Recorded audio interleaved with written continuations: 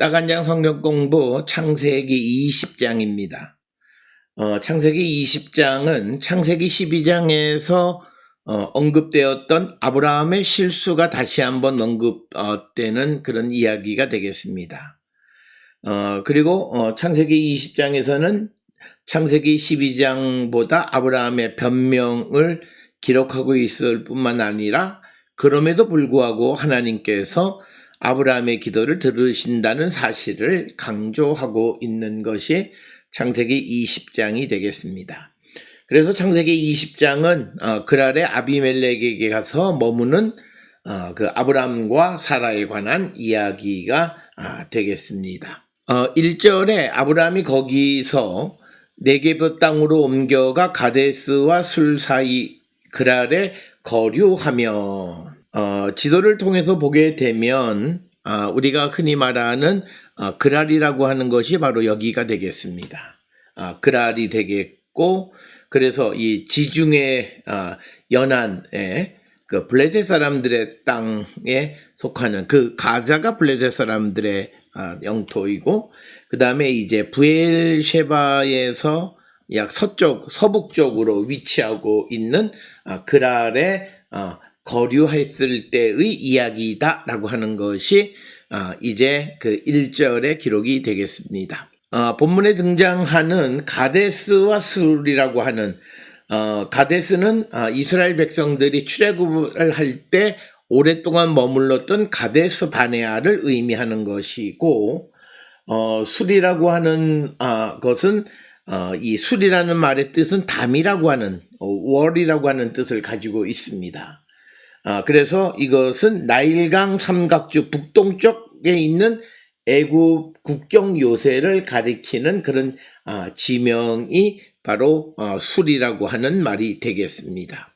2절에 그의 아내 사라를 자기 누이라 하였으므로 그랄 왕 아비멜렉이 사람을 보내어 사라를 데려갔더니, 자세한 그 언급은 없지만 아브라함이 사라를 자기의 누이라고 말한 것은 만약 아브라함을 사라의 남편이라고 말하면 그랄의 왕 아비멜렉이 자기를 죽일 것을 두려워해서 아내를 누이라고 이야기한 것이 되겠습니다. 아마 이때의 사라의 나이는 90세 이상이 되었을 것으로 우리가 추정할 수 있습니다. 3절에 그 밤에 하나님이 아비멜렉에게 현몽하시고 그에게 이르시되 내가 데려간 이 여인으로 말미암아 내가 죽으리니 그는 남편이 있는 여자임이라. 그래서 이제 창세기 20장 3절부터 5절에는 아비멜렉의 꿈속에서 하나님과 아비멜렉 사이의 대화를 기록하고 있습니다. 꿈이라고 하는 것은 일반적으로 하나님의 뜻을 계시하는 수단으로 많이 사용이 되어져 있습니다. 3절에 그 밤에 하나님이 아비멜렉에게 현몽하시고 라고 하는 겁니다.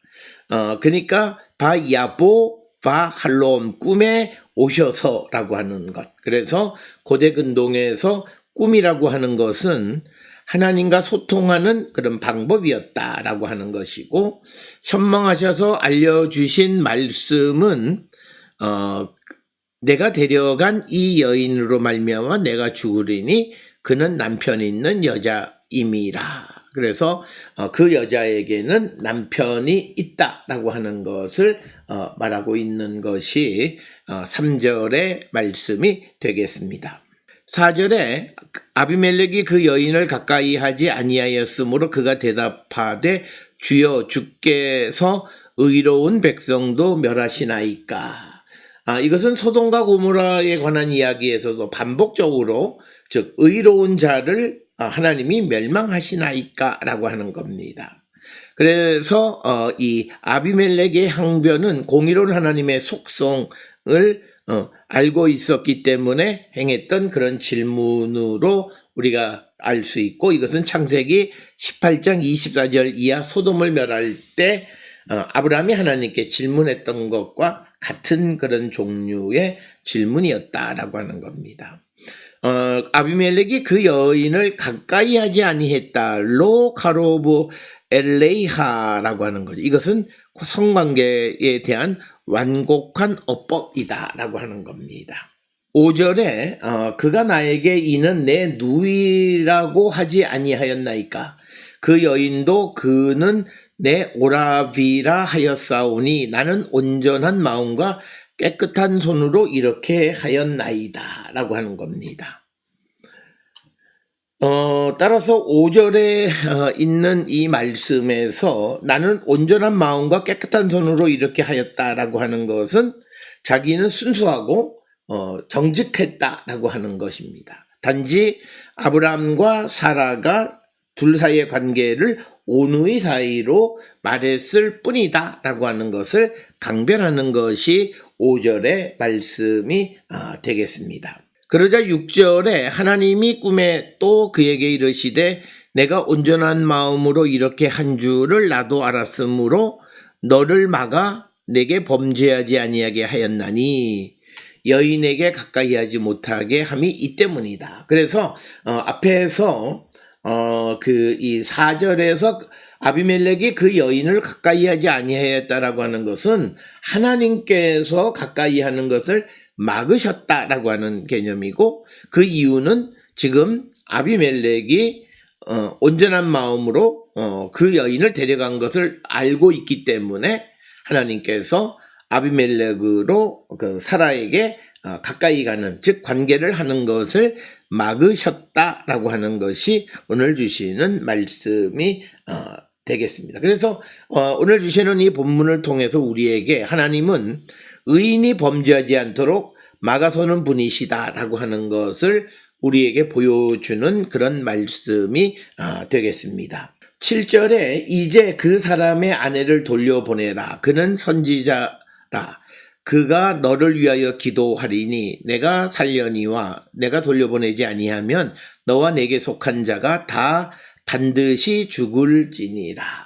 그래서 7절에서 하나님이 아비멜렉에게 말하는 것은 그 사람의 아내를 돌려보내라. 여기서 말하는 그 사람은 이 아브라함이고 그는 선지자다 이렇게 이야기합니다.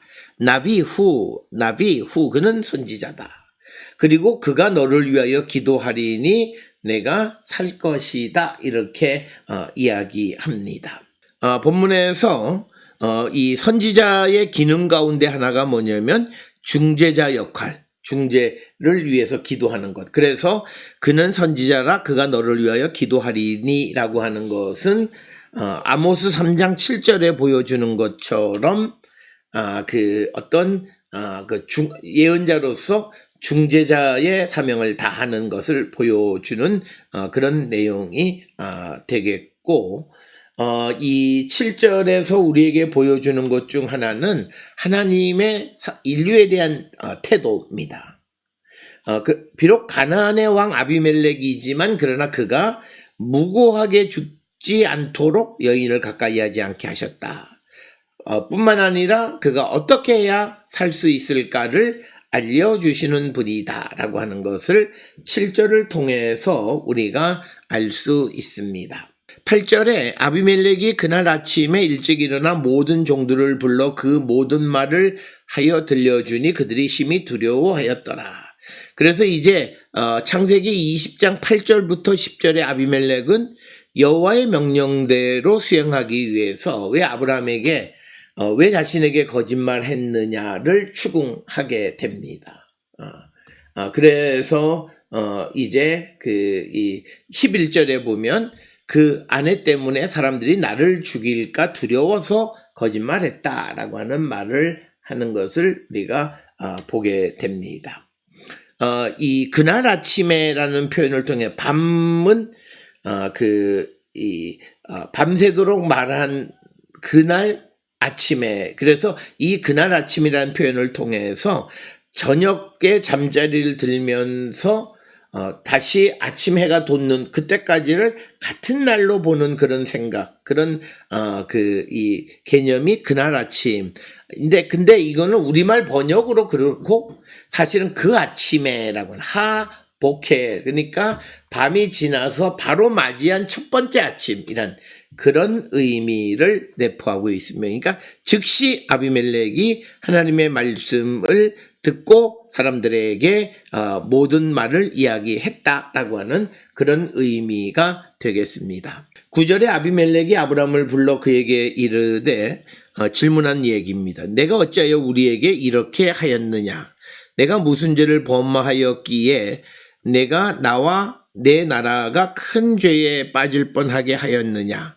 내가 합당하지 않은 일을 내게 행하였도다. 그러니까 이 9절 10절에서는 아비멜렉이 아브라함을 추궁하는 것이고 왜 죄에 빠질 뻔하게 했느냐라고 하는 이야기가 되겠고 특별히 여기에서 보게 되면 큰 죄라고 하는 표현입니다.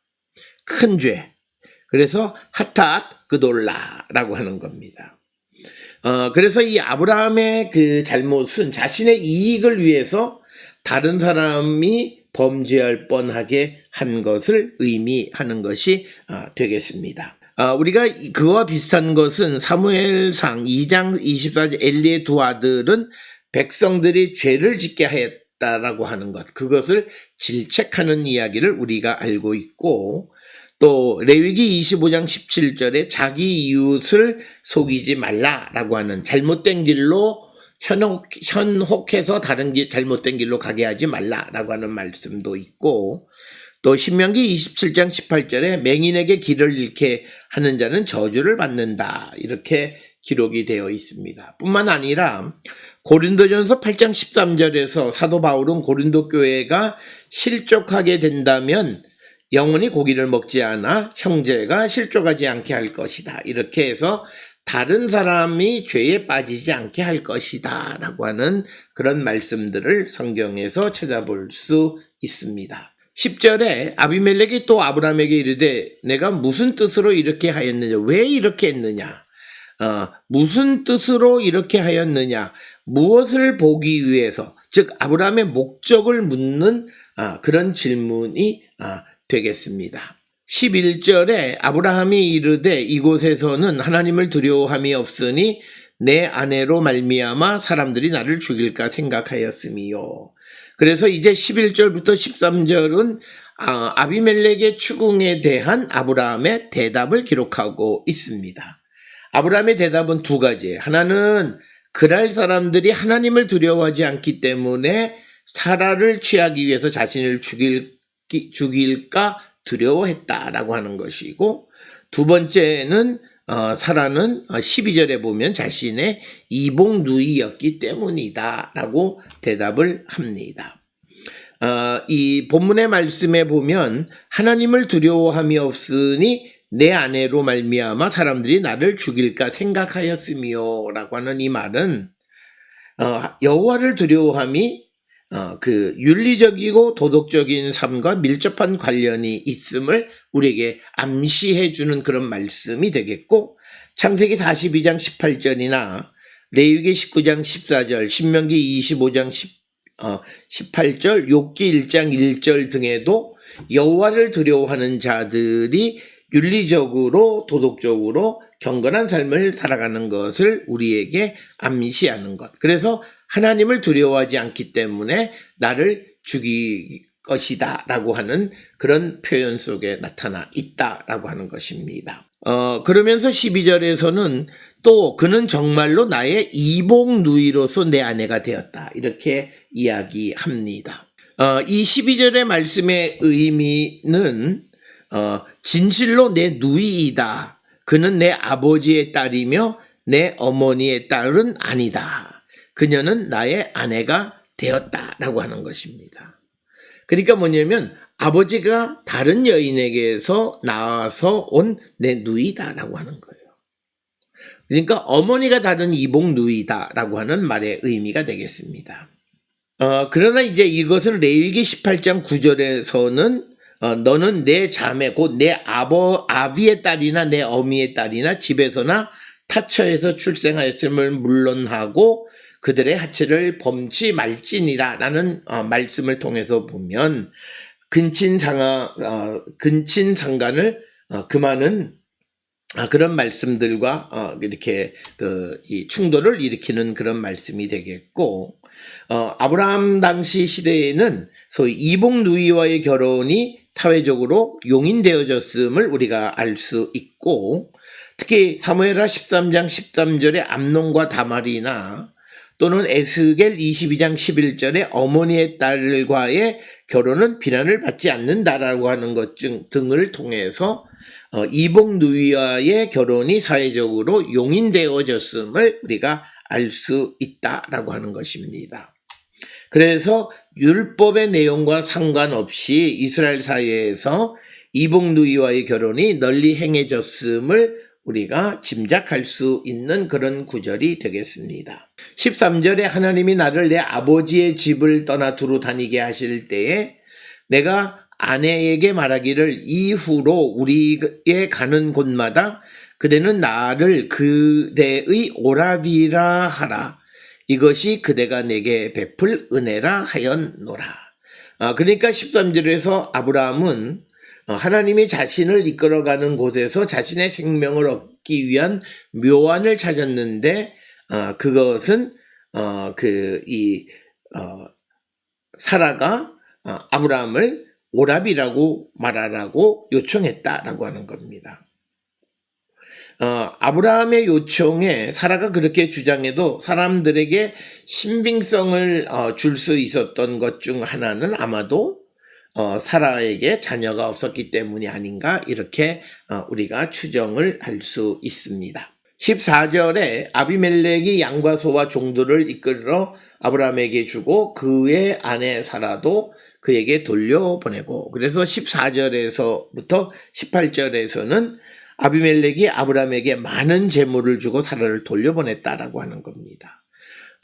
특별히 양과 소와 종들을 이끌어라고 하는 이까크 취하여 아브라함에게 줬다. 내가 취해서 아브라함에게 직접 넘겨줬다라고 하는 그런 의미가 되겠습니다. 15절에 아브라함에게 이르되 내 땅이 너의 앞에 있으니 내가 보기에 좋은 대로 거주하라.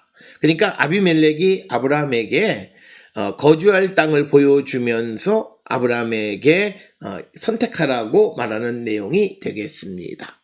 사라에게 이르되 내가 은 1000개를 내 오라비에게 주어서 그곳으로 너와 함께한 여러 사람 앞에서 너의 수치를 가리게 하였노니 내 일이 다 해결되었느니라. 오늘 이 16절을 통해서 보면 아비멜렉은 인색하지 않게 보상하는 모습을 보여줍니다. 그리고 아비멜렉은 창세기 12장 20절처럼 아브라함을 자기 땅에서 내보내는 것은 아니다라고 하는 겁니다. 그를 후대했다라고 하는 거죠. 그리고 은 1000개는 주변 사람들 보기에 사라의 명예를 회복시키기 위한 것이었다, 이렇게 말하고 있습니다. 즉 수치를 가리게 하였노니라고 하는 것은 크숫 에이나임, 눈을 가리게, 눈 가리게, 오명이나 비난을 풀게 하였다라고 하는 그런 의미가 되겠습니다. 17절에 아브라함이 하나님께 기도하매 하나님이 아비멜렉과 그 아내와 여종을 치료하사 출산하게 하셨으니, 그래서 17절에서는 비록 아브라함이 잘못을 저질렀지만 그가 하나님에게 선택받은 사실에는 달라질 바가 없었다라고 하는 굉장히 중요한 사실입니다. 그가 선택받은 사실에는 달라진 바가 없고, 그래서 하나님은 그의 기도를 들으셨다라고 하는 겁니다. 그래서 하나님의 은혜는 사람의 품위에 의해서 좌우되지 않는다라고 하는 거예요. 그래서 기도를 들으셔서 아비멜렉과 그의 아내와 여종을 치료해서 출산하게 도와주셨다라고 하는 것이 되겠고, 18절에 여호와께서 이왕에 아브라함의 아내 사라의 일로 아비멜렉의 집에 모든 태를 닫으셨음이더라. 그러니까 사라의 일로 태를 닫았다가 다시 아브라함이 기도함으로 그 태를 열어주셨다라고 하는 것이 창세기 20장 18절의 말씀이 되겠습니다. 따라서 창세기 20장에 있는 말씀은 그랄로 간 아브라함과 사라, 특히 아브라함은 자기의 생명을 구하기 위해서 아내 사라에게 자신을 오라비라고 부르라고 시켰고, 그 일이 드러나게 되므로 하나님은 비록 그가 이방인일지라도 아비멜렉이 하나님 앞에 범죄하는 것을 막으셨다라고 하는 것을 우리에게 보여주는, 그래서 하나님은 어떤 분이신가라고 하는 것을 깨닫게 하시는 그런 말씀이 되겠습니다.